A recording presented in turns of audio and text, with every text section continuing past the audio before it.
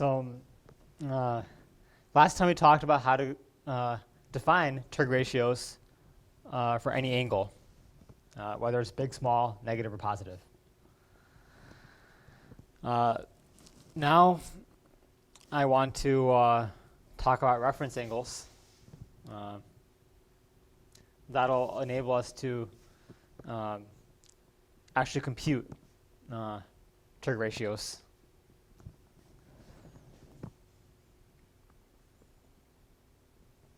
So it's associated to an angle theta. And what it is it's the angle alpha. So it's the angle to, I'll call this angle alpha, to the nearest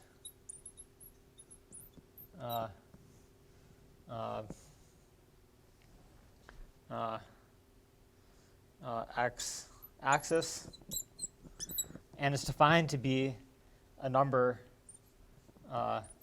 between 0 and 90 degrees, or alternatively 0 and pi over 2 radians. Okay.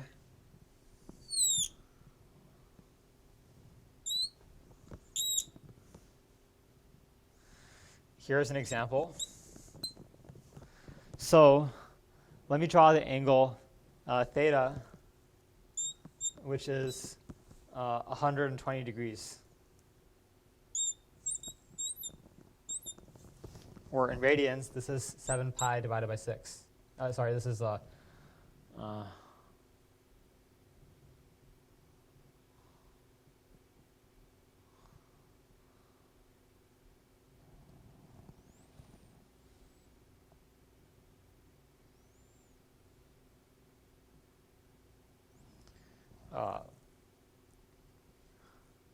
2 pi over 3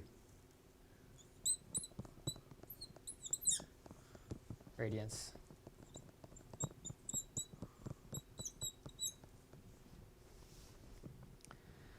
Let's draw this out in a picture. So if I draw 120 degrees,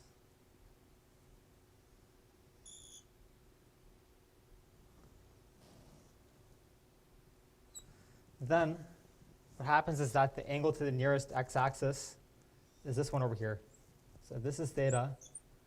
And this angle over here is alpha. And alpha over here is equal to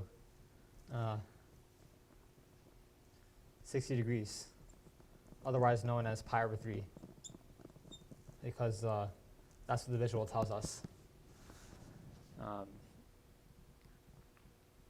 Don't worry about signs. That's the whole point of reference angles. It's defined to be an angle between 0 and 90 degrees.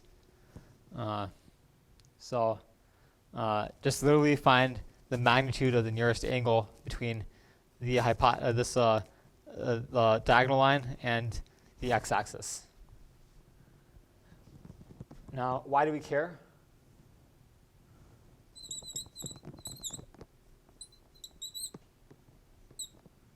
We care because sine, cosine, and tangent of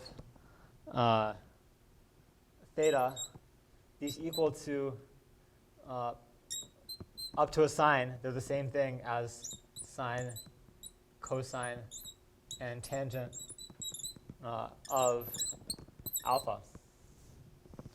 Alpha is an acute angle, and we saw how to compute that last video. So putting these two things together, it'll allow us to compute the sine, cosine, and tangent of any angle. So let's do an example. Let's compute the sine, cosine, and tangent of theta equals to 120 degrees.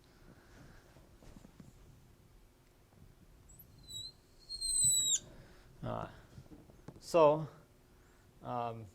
First, I know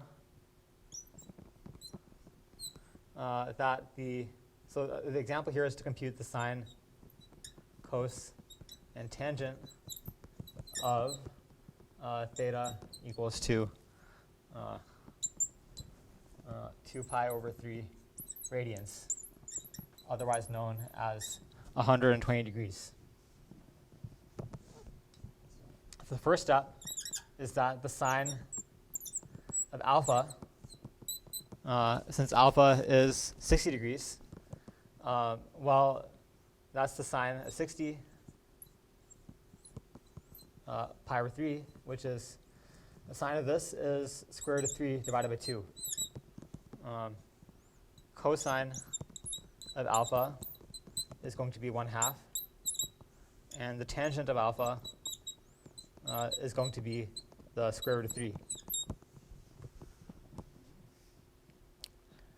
Now, the next thing we do is we see if sine, cosine, and tangent are positive.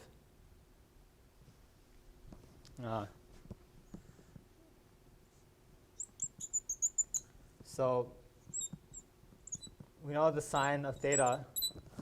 Sine of theta will be the y-coordinate. Y-coordinate is positive up here. Y-coordinate is positive up here, which means that the sine of theta is positive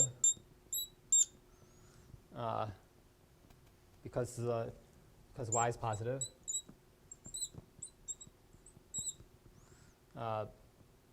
Similarly, over here, the x-coordinate is negative.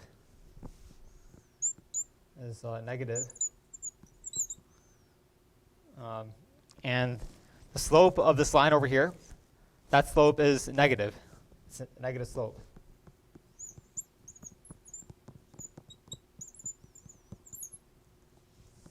So this information, this implies that the sine of theta, it's a positive number, which in magnitude is square root of 3 over 2. So it equals square root of 3 divided by 2. The cosine of theta is a negative number, and in magnitude is 1/2, 1/2. The tangent of theta is a negative number, and in magnitude it's the square root of 3. So this is our answer over here.